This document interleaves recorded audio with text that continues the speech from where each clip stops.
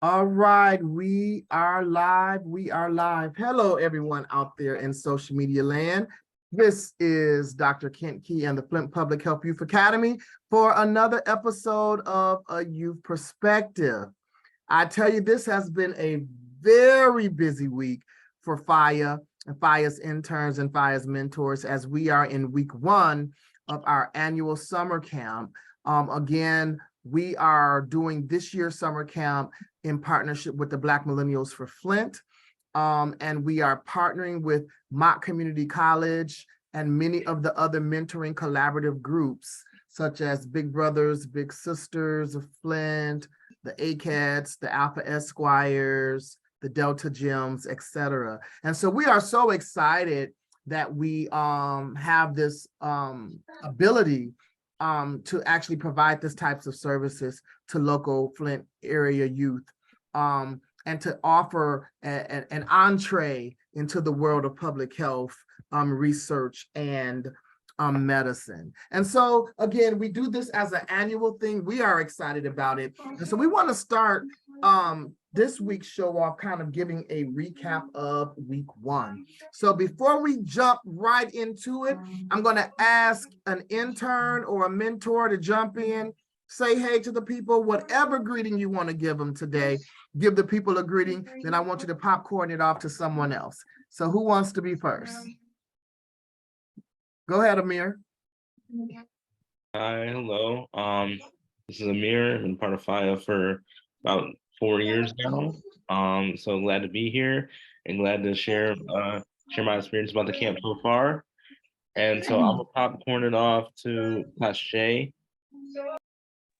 Hello. My name is Taisha Brady. I have been for FIA, I believe 3 years now, maybe two. I can't quite remember. I am super excited to talk about all the fun things that we've done during the camp and my experience with it so far, being a mentor in it. I'm gonna popcorn it off to Melody.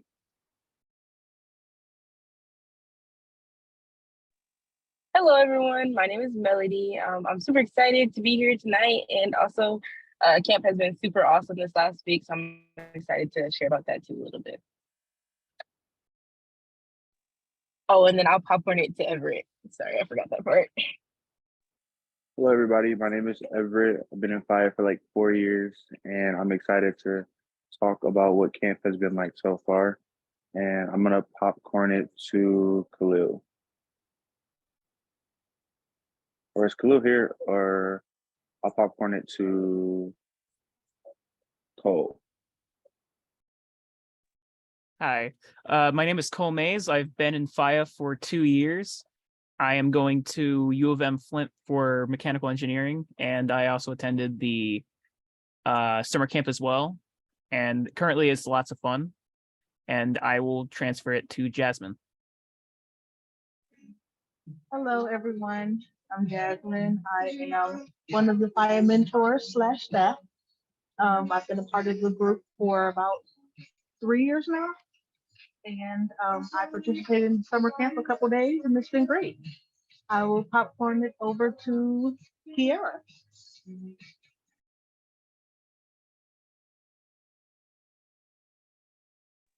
Hi, everybody. I am one of the FIA mentors, I think for 3 years now as well. Unfortunately, I am not at camp, but I have heard great things. I will popcorn it to has Dr. Summers gone? No, I'll go. Thank you. Hi, everybody. I'm Monisha. I am one of FIA's mentors / staff, and I've been working with Dr. Key since 2017. And I will be attending the camp next week, so I'm really excited. And I will pass it along to Christian. Hey everyone, I'm Christian Mays. Still at Mott, actually, just hanging out at Mott for a little bit, but I do plan on transferring everything to credit, all my credits to Kettering, because I'm actually pretty dedicated into that. I guess it'll be more of an automotive science at this point, because I'm going to be researching different ways to make things more more efficient and such like that, or going to McLaren. Either way, I don't know. But I believe Amir. Have you went, Amir?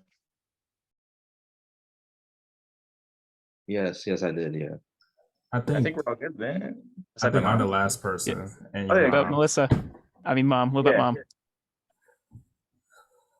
Okay. Hi, Melissa Mays, and I am one of the mentors here at FIA, and I'm just so excited about hearing about everything that the kids have been working on and learning at camp and teaching other youth. So it's pretty exciting, and I'm glad to hear about it.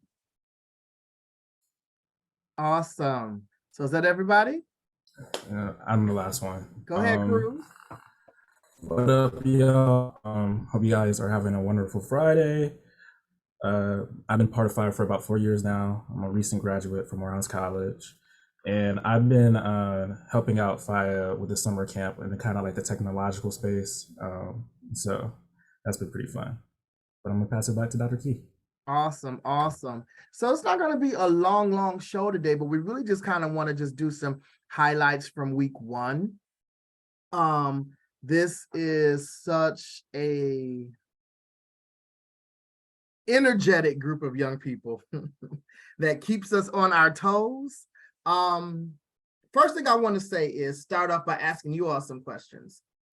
If you went to any type of summer camp, vacation, Bible school, some type of enrichment offering through community groups growing up, can you quickly share what it was like for you and if it made an impact or a long-lasting impact on you as you evolved as, from an adolescent into a young adult into an adult? Go ahead, Taisha.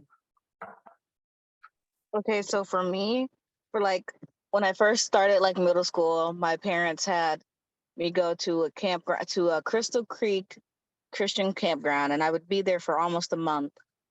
And it was a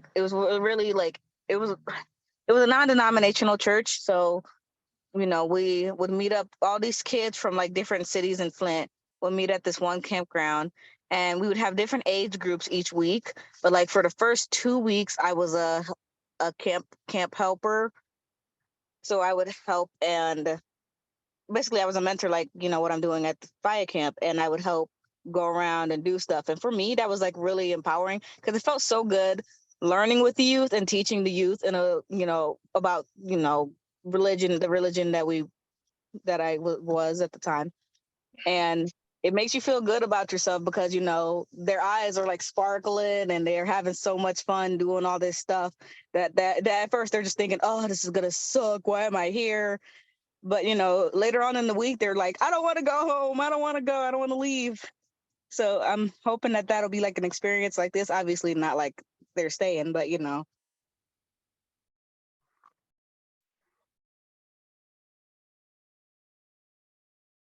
Christian. All right, so shoot, I was sitting here trying to remember how old I was, but it was, I think, when I was the summer of when I was going into 5th grade. I have no idea.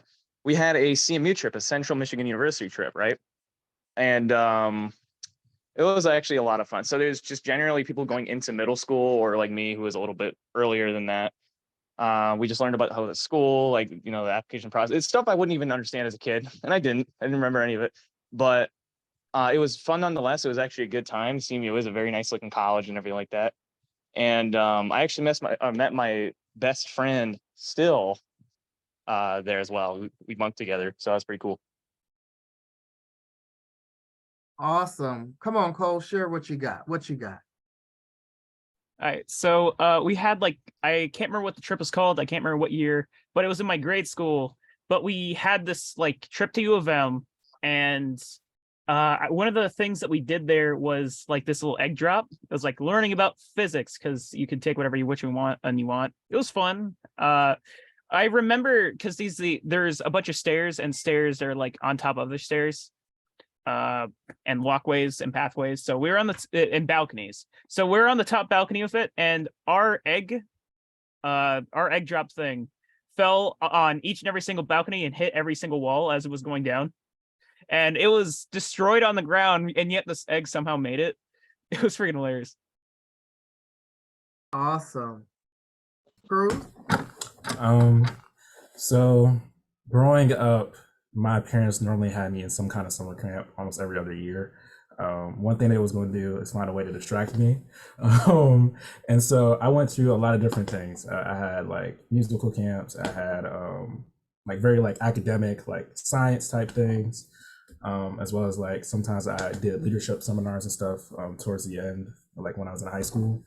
Um, and something that's always like I got from them is that exposure, something that I necessarily wasn't getting at school or at home, just something different.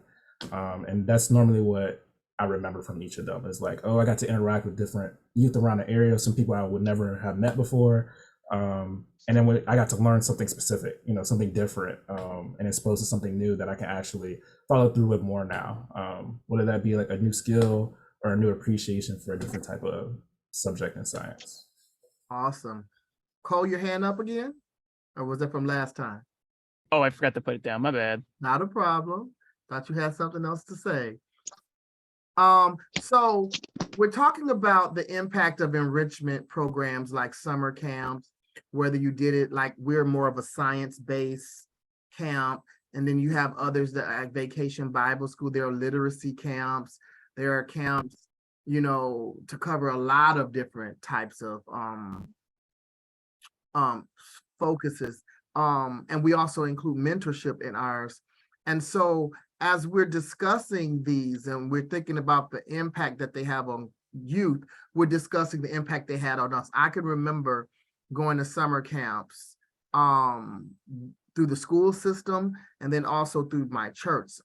I used to laugh because it seemed like some parents use them as daycare for the summertime for their kids. But there was a lot of networking, if you want to look at it that way, with young people at that time.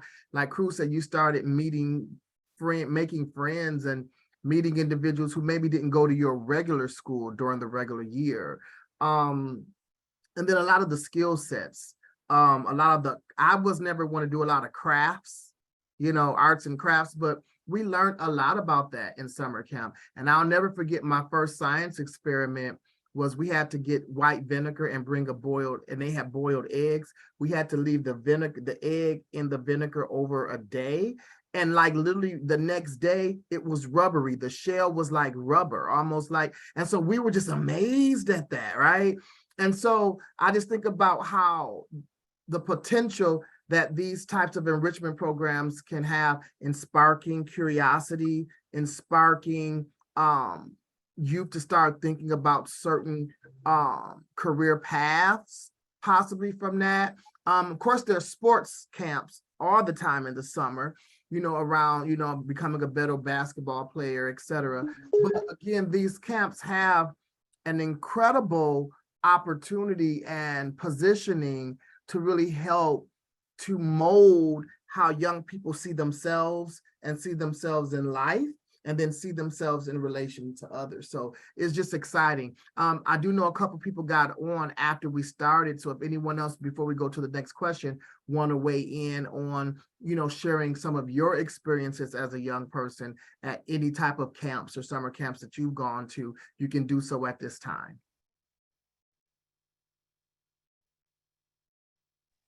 I can share a little bit.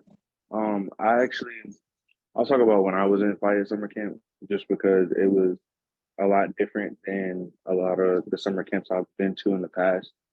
Usually you just go and you kind of like play around all day and you don't really do too much. But the unique thing about the fire summer camp is that you're actually learning something and not just like simple stuff like we're doing worksheets or something. Like we're actually diving deep into some information, which is really different than like any summer camp I've ever like done before, where I've done back then.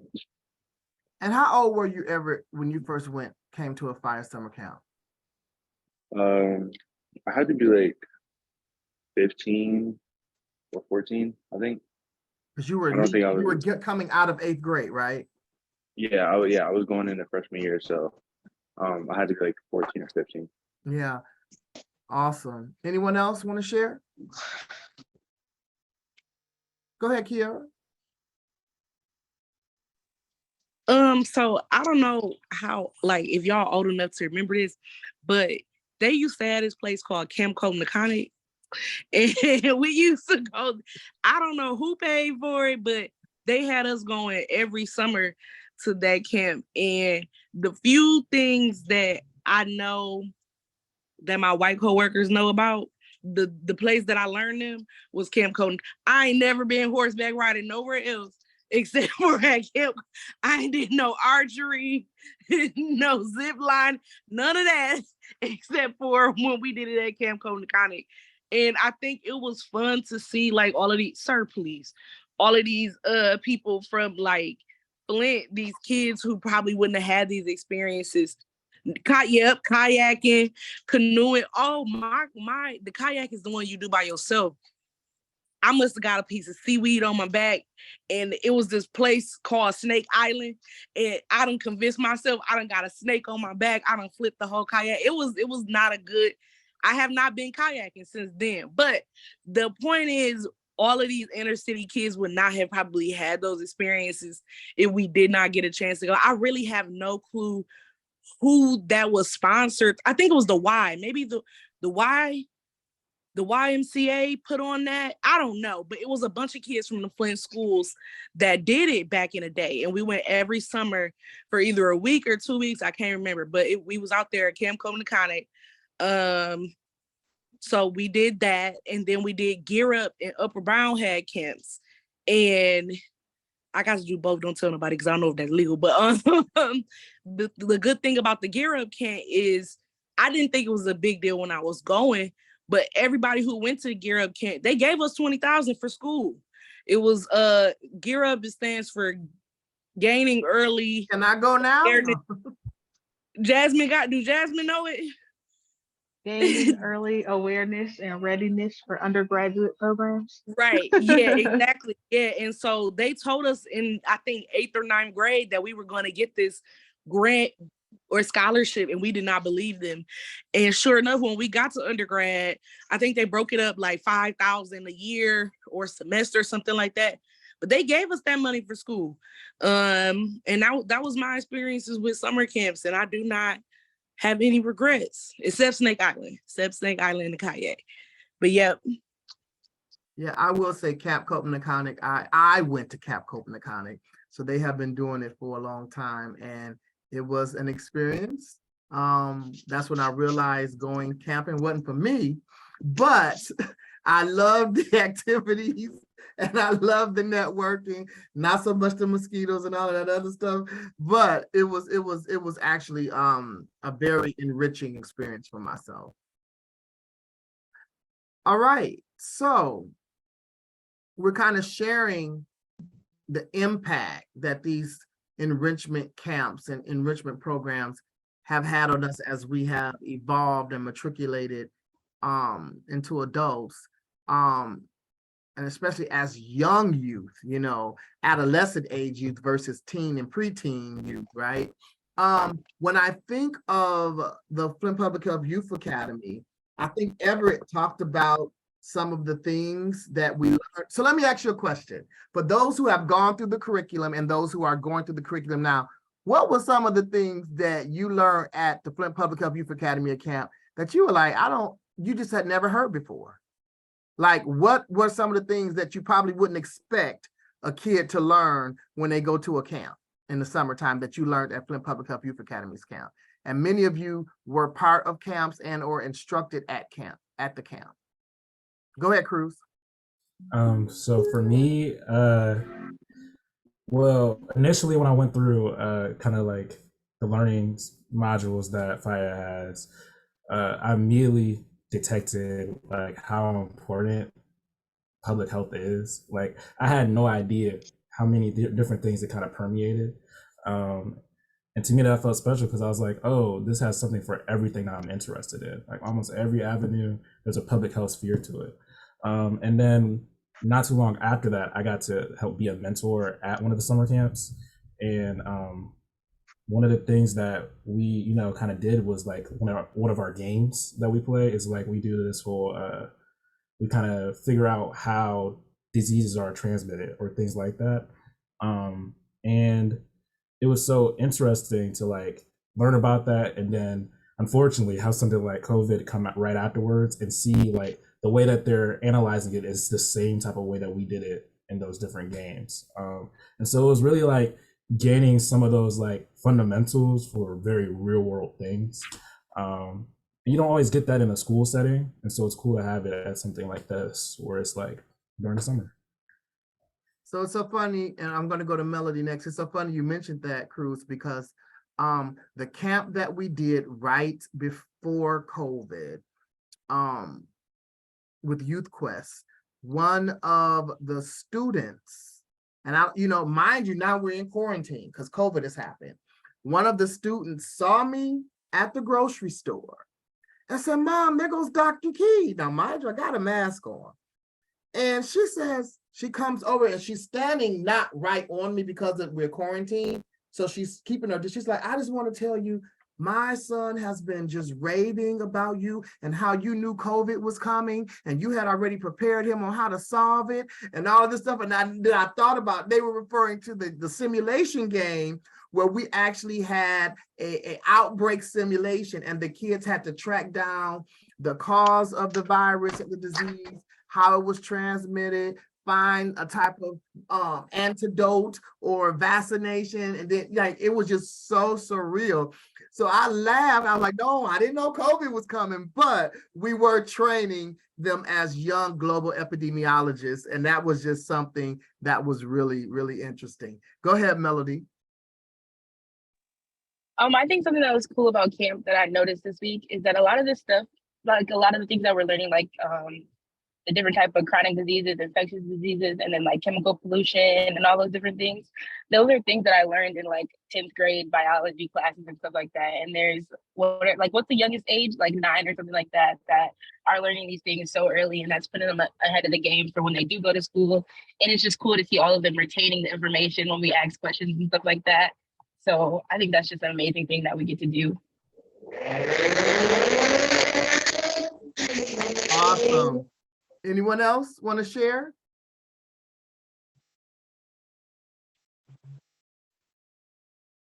So some of the things that we actually cover in the camp is, again, one, an introduction to public health, what it is not, the core functions of public health, the 5 sciences, the 6 sciences rather, that are strongly tied to public health. We go into understanding what health is, how it's defined, the fact that health is multifaceted, right? It's not just physical, it's social, it's mental, it's community, it's emotional, it's cultural, even oral health, because people even for some reason differentiate oral health from regular physical health. There's people who will go to their physician, but will not go to the dentist, right? All of these things are really connected. We go into understanding and really taking deeper dives into those multi-dimensions of health. Then, as Cruz was saying, we teach the young people about diseases, the different types of diseases, meaning the classifications, chronic and infectious, and then they can and it's so funny because you got 8-year-olds and 9-year-olds and 10-year-olds telling you, well, an infectious disease is caused by a bacteria, right? And the chronic disease happens over time. Then they'll give you examples like stroke or heart disease, and it's just amazing to see the young people retain this information. And then we also go into health behaviors. What are some of the things that we as human beings can do behaviorally to either better our health or to actually make our health worse? And then Dr. Khalil Calvin took us into this year, took us into the modules on research. What is research, right? Qualitative and quantitative, what does it mean? What's the scientific method, right? What's a hypothesis? What are variables, independent or, dependent variables? What's data? What's primary data, secondary data? And you got young people as young as 8, right? Learning this stuff and regurgitating it and having the ability to share it. Another thing we often do every year, most of the time, is photo voice method, or that methodology. And so the young people know how to do that photo voice methodology as a qualitative piece for the work that they do. And we teach them CBPR, which is community-based participatory research.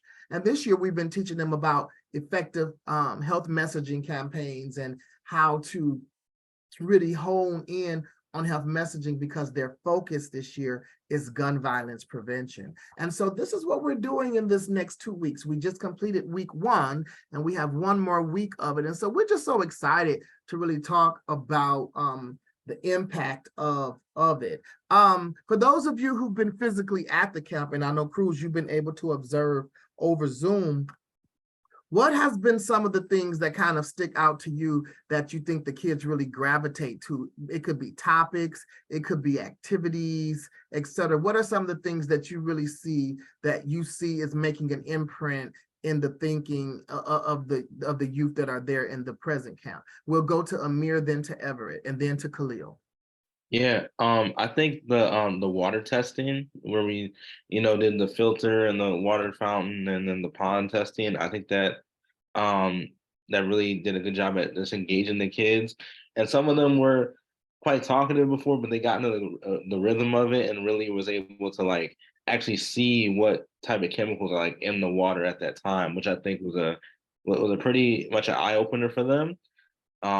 And I think it was a good thing that they can learn moving forward. So yeah. And shouts out to our partners, Black Millennials for Flint, for bringing that activity this year to the young people, and to Dr. Carlton for really helping to lead them, he and Melissa, in that, and then to Tricia, of course, for helping to support their ability to partner with us. Go ahead, Everett, and then Khalil. Yeah, the other thing, I agree with what Amir said, but I also think they really liked when we were getting ready to do like our TikToks and we were planning them out. I'll let you like go deep into what that is, but I think they really enjoyed that part, and just having like the freedom to be creative. And when they like wanted different props and stuff, they were able to make a list, and as long as it was reasonable, we were able to get them. So I think that was pretty cool too. Yeah, so for those in social media land, they're doing TikToks as part of the health messaging campaign. They'll be doing infographics, TikToks, and really launching these things on social media from a youth perspective, their thoughts on gun violence and what it means to really operate from a gun violence prevention standpoint. Go ahead, Khalil, then Cole. So I was a little worried about teaching them the research portion, because it's a lot of very didactic, straightforward information. There's not a whole lot of room to like wiggle around with it. And I was really impressed and surprised by how quickly they grasped onto it. And I know when we were talking about like chronic and infectious diseases, it was a lot easier for them to like come to terms with that, because they had people in their family who had infectious diseases like from COVID, but they also had people in their family who had chronic diseases, like as some of their family members had diabetes or had strokes. So it was fun to see them like come out of their shells and talk about that and relate it to what they were learning as well. So that was the thing I noticed. Absolutely. Cole? Yeah, I have to agree with Everett on the TikTok, because just how quick everyone went to kind of being like quiet. I mean, I was not helping. I'll be honest. I was pretty quiet at my table. I need to work on that. But when everyone started like throwing out ideas and like actually getting really invested into the TikTok, I mean, that was magical and awesome. I had a lot of fun like discussing the TikTok, although then we kind of ended it pretty quick. But I feel like we need more time to work on that, because we got to make it like the best of the best TikToks. I'm kind of curious where it goes. Awesome. And shouts out to Everett, who over last night went on a shopping spree to get all the props and things that the young people needed. Thank you again for that, doing that last night, Everett. Taisha? Okay, so I was gonna say I wasn't here for one of the days, but the TikTok one I did really see a lot of people wanting to do that, because not only was it like, about something important, but it pertained to a social media device, a social media thing that the youth use, which, if you can connect those things together, the youth will immediately jump at the chance of doing something like that, because they're like, oh, TikTok, I know what a TikTok is. I know how to do that. And Cole, you gotta give yourself more credit, dude. You gave some ideas. You even offered to bring props. Like, I mean, don't Well, cut I'm still yourself, bringing don't cut props. yourself short like that. But thank you very much. No problem. But yeah, it's nice. It's nice seeing how quick the youth were interested in doing this and bringing up ideas and stuff, because I was listening to them and they're coming up with some pretty spicy stuff. I'm just saying. Absolutely. It's interesting because as we are preparing them to launch this messaging campaign, and now you all as interns, y'all been doing health messaging campaigns ever since FIRE pretty much was in existence, starting with the COVID messaging. And we did several different iterations of that. Then we did messaging around mental health, right? Even the very first voter voice that Everett was a part of, and Everett and Asia were really the first two interns that were brought in as interns from that first cohort. They did messaging through their photo voice around obesity and childhood diabetes in connection with safe play spaces like in parks and recreational places. And then we did a mental health campaign. And then last year we did environmental health, looking at, the Ajax Asphalt Company that's being built right across the street from where a lot of young people and families are living, and the impact that will have on their air quality. And so you all are kind of becoming professionals at this thing, but watching these young kids who have never done a health campaign, it's been very rewarding. And I know last week, well, this week is still the first week. So this week we engaged and kind of gave them some hardcore numbers and statistics around gun violence, right? We talked about how many people, died as a result of gun violence in 2022, 2021. And we also had it broken down from ages 0 to 11, and then from 12 to like 17, and then 18 and up. And the young people were really, some of them were angry, right? That this was happening at this high rate. Others, it became real to them, because I think when we asked the question, how many people's families have been impacted by gun violence, it was like 80% of the room, including my hand, right? And so I think they were able to grasp it because it's reality for them, right? And so what are you all's reaction to, or how did you observe their reaction to the numbers, to the statistics, to the information that was shared? Did anybody have any unique observations when those conversations were being had? Go ahead, Amir. Yeah, I think a lot of it was eye-opening to them because they didn't really know the scale, because we talk about mass shootings all the time, like media and stuff like that, in the news and everything like that. But to see like a number attached to it and it be so like large and alarming, which it all should be alarming, I think that really kind of opened up their minds and was like, this is something we got to fix. And I think also the key thing was also to go to your politicians or whatever and see how that attaches to them in some sort of way, as far as like policy making and things like that. And I think they kind of got a grasp of that. And yeah, so I think for them it was very eye-opening, experience for them just to see the numbers, attached to it. Absolutely. Cruz? So being on Zoom is totally different from being actually in the room. But always during summer camps, when you get a lot of kids around each other, they're gonna whisper, they're gonna talk amongst themselves, things like that. But when you gave the statistics like how many mass shootings had happened this year, the room fell silent. And then you started engaging with them, and I could tell based off of their responses, like, yeah, this is something that they recognize is like really important. Like this is something that they see as impacting their lives and actively is like something that's going on around them. And so I think when you start to quantify and like look at those numbers and how it directly impacts you, like that being said, like how many have happened this year in America, you're like shocked by it because you ask them, how many days are in a year? Why have we already surpassed, like close to that? Like we're only 10, mass shootings away from that, and we're in July now. And so it was just moments like that where I could tell it was really like compelling to them. Awesome. And then Cole, you want to share what you put in about the food desert and the gun violence data? Oh yeah, thank you. Most of the shocking numbers kept retaining my attention, and I saw that everyone, like when we saw the numbers, there was a lot less talking. Not to say that's not being constructive or anything. Talking can be very constructive towards each other. But like, for instance, the food desert data was pretty interesting. And when we were on the Google Maps, and actually it wasn't Google Maps, it's something else, I can't remember.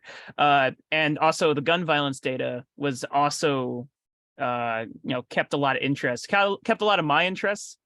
But I'm pretty sure it caught a lot of other people's interest. I did see a lot of people just like staring at the screen and stuff and writing a bunch of notes. So yeah, I think it was all enthralling. Absolutely. Go ahead, Khalil. So I remember when you were presenting the statistics that you had like 2 data points that were like 3 days apart. And I was curious about, they had the number of mass shootings for that day and then the number of mass shootings up to that point too. So I was like, in this small amount of time, how many mass shootings were there? And it turned out there was like 12 mass shootings in the span of 3 days. And I think that may be another thing that might have stuck out, like how frequently this happens and how, I don't know if anyone heard anything about those 12 mass shootings over the past 3 days, or it was the 4th of July weekend. So we knew there was a lot going on. It was the 4th of July weekend, yep. So yeah, like being aware of exactly how often this is happening and what goes around and what happens with it, it was a little bit of a stark thing to notice too. Awesome. Dr. Bailey. Sorry for being a little bit late, but as usual, I'm doing 1,000 things at one time. First of all, I want to say thank you to everyone who has participated with the Youth Academy for the summer, because this is more than a notion to actually deal with them. And most of the kids are ranging in age 13, 14. We have a couple 10-year-olds who are part of the group this year, but most of the kids are around 13 and 14. That's a very difficult time. We have mostly boys, and the testosterone in the room is high. So anything that grabs their attention and get them to settle down and to get focused is really something that we need to take a look at. And the fact that when they got to this whole thing with gun violence and some of the topics that they threw out, I mean, I was sitting there and I was almost floored by some of the topics that they threw out as the kinds of topics that they want to deal with. And then I heard some of the TikToks that they're planning. And I'm like, there is no way at their age that I would have had any thought to have a TikTok or anything at that particular level. So I am very impressed by them. I'm very impressed by the interns. I thank you all for coming. I think some of you got the shock of your lives because you didn't think it was going to be like this. And you found out that we actually engage and have a lot of fun engaging with the young people. And looking forward, I'm tired, looking forward to next week. And I want to give a special shout out to Everett, who volunteered to be my legs last evening and go and do the last minute shopping that we had so that the kids can actually get their TikToks produced next week. Thank you so much. Yeah, that was shout out number 2. I gave him a shout out right before you got on, and he was on for the first part, but he had to jump off, and he may be able to. I know he's leaving, and Yeah. we're gonna be kind of sad that he's going, but happy and glad that he's going because he's going to school. And so we just want to give him a shout out for that. And if there's anybody else that's entering their first year of college or returning to college this year, we want to give you a shout out too, because it's more than a notion to go into these institutions and not know whether or not you're going to actually come home. You know, there was a time when you went away to college that you knew you were coming back home and you were going to come back home to impart and be ready to be a part of. But you go to these institutions now and you're not so sure that somebody on some kind of tangent might not come in, and will you be safe enough there? So congratulations to all of you that are graduating and entering college for the first time on campus. Thank you. So we've covered, the impact of enrichment programs like summer camps, vacation Bible school, etc. We talked a little bit more specific about our camp, and many of you gave your kind of testimonials of your very first time going through the FIRE curriculum at summer camp. And then we talked more specifically about the curriculum and then the specific health messaging campaign related to gun violence and the young people's reaction to the data as they're preparing to create their health messages for their TikToks and their infographics, etc. One of the other things I wanted to also say is for you all as interns and mentors who are helping to monitor and helping to facilitate the camp, what are your thoughts around what you're seeing? Because I say this quite often, I don't want the cream of the crops kids only coming to FIRE. I want those kids that don't get a lot of the other services and other programs, the ones who kind of get left behind, because we want to make sure that, we get those stellar students, right? We get those stellar students that have high IQs, but we also get some students who, didn't get a good start in life and maybe have come from broken homes and don't have the type of social and family support.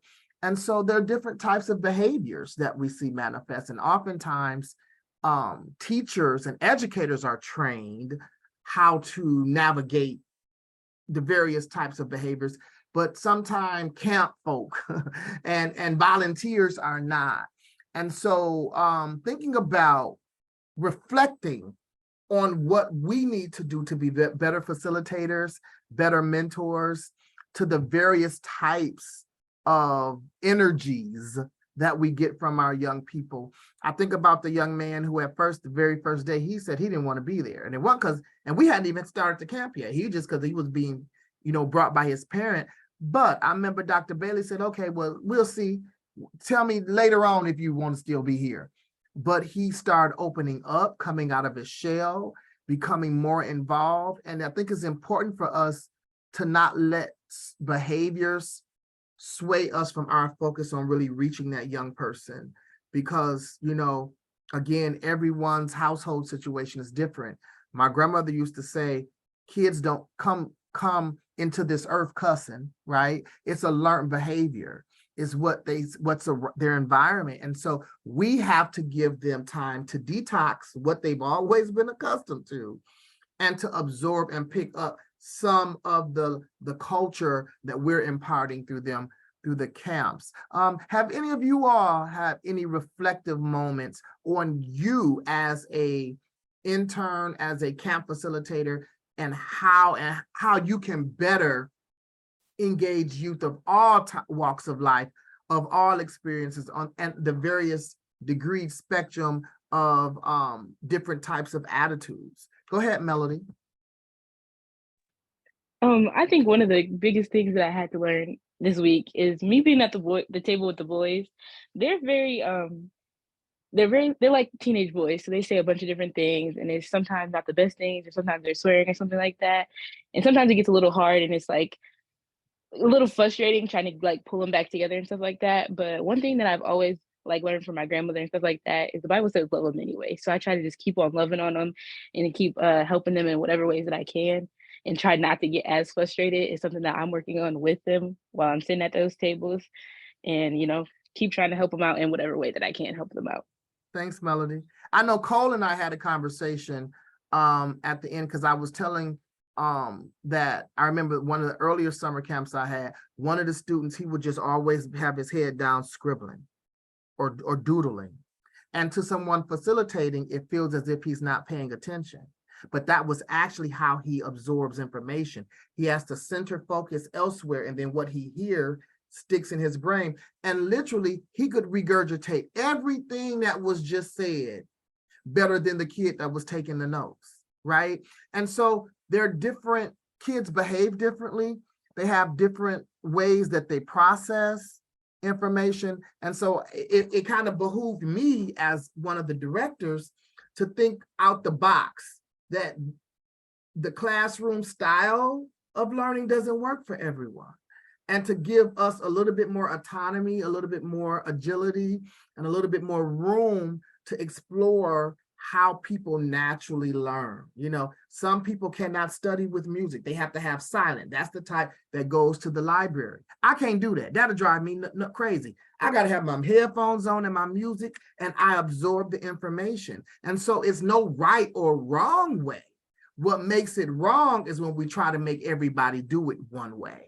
And I think that that's kind of what I'm kind of grasping, and what the young people are teaching me through my interaction with them and looking at how it's playing out. Go ahead, Dr. Bailey. Yeah, of course they're young, and when they all first started out, just because the one kid said, "I don't really want to be here," he was the only one that verbalized it, but everybody else's aura and energy kind of said, "Yeah, somebody making me come, and I really don't want to be here, and I don't really know how I'm going to deal with this." But as the week wore on, they became more comfortable with us. And when they became more comfortable with us, all of that came out. And but that's the age that they test the limits. How angry can I really make you, and you still give me an opportunity and a chance? And so you have to model that. You have to model the fact that what you just did, yes, it did make me angry, but I'm not going to deal with you or it right now, because I'm not in a place where I need to deal with that. But give me a time, and I'm going to come back and I'm going to deal with that. Yes, you just hit somebody, or you put a sticky note on somebody, and you told everybody in the class to kick them. We all know that happened. That's so cliche.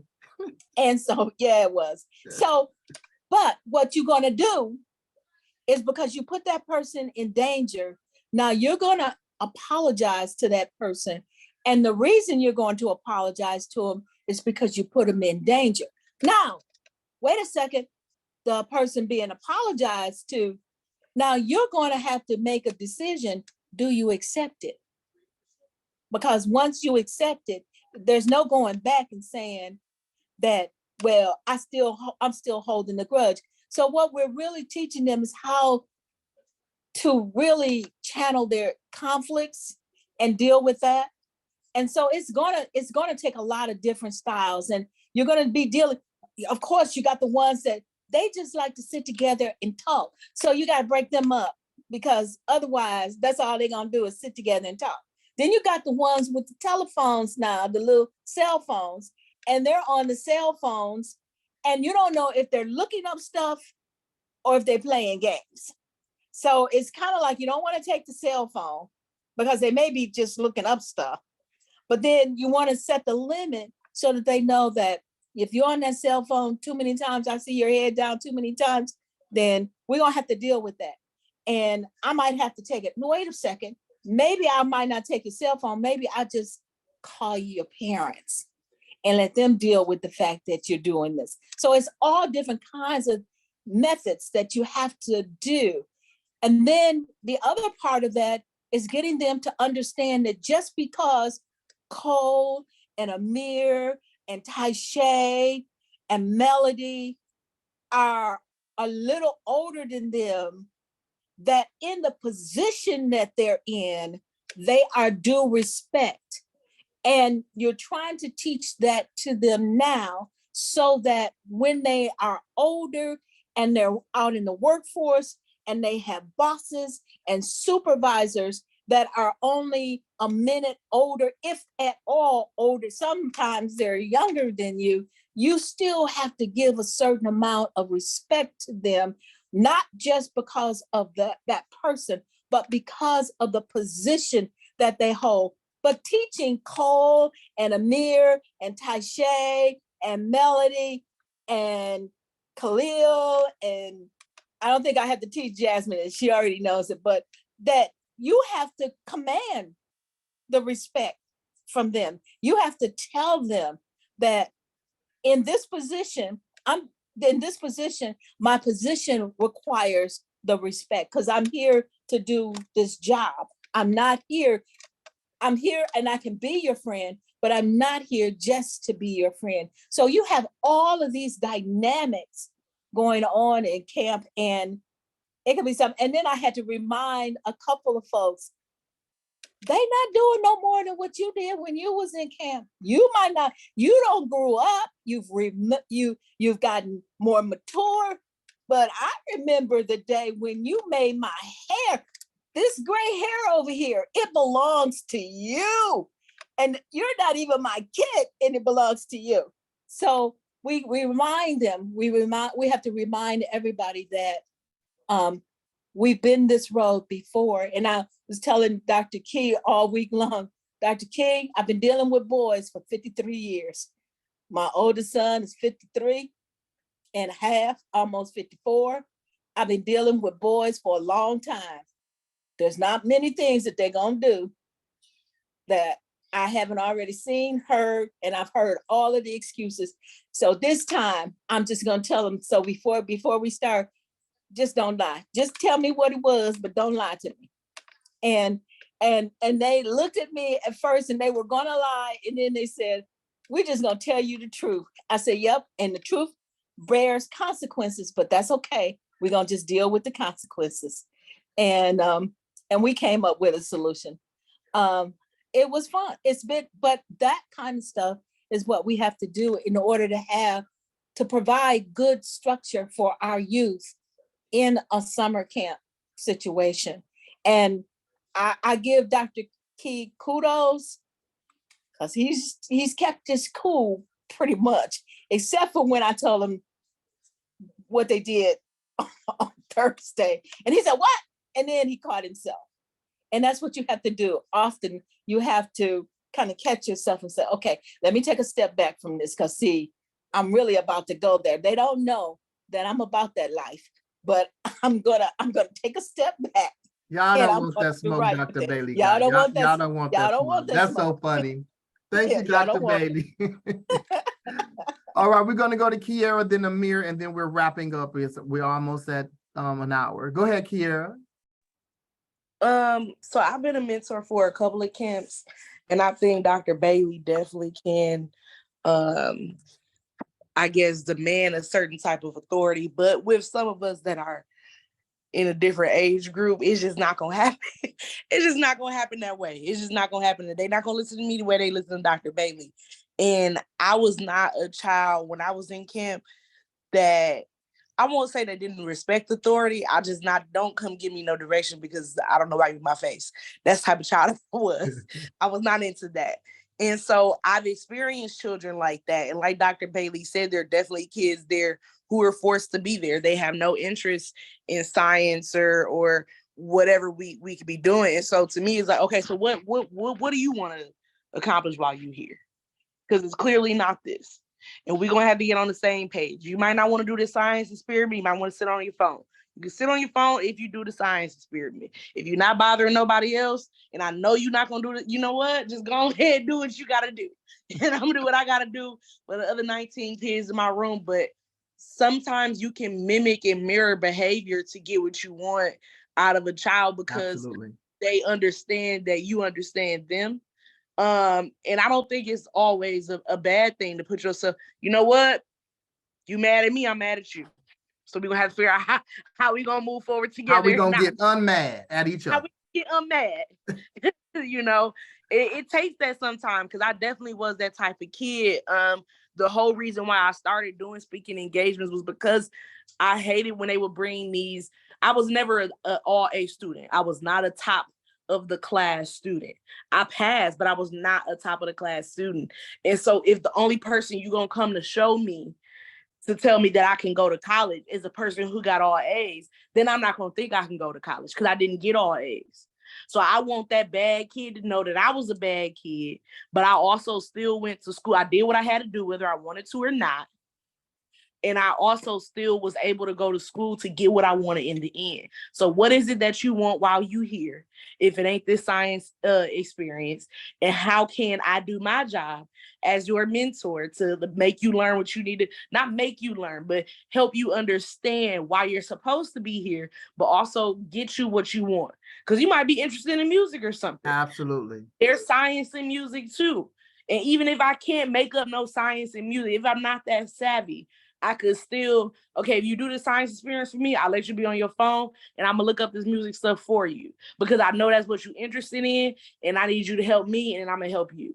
So that's and what you're saying is negotiation. You have to Exactly. have good negotiation skills with young people. I used a couple of them myself this week. So thanks, Kiera. You. Amir, and then we're going to close out. Yeah, so sure. With me, it's kind of funny because like they call me affectionately Big Bro.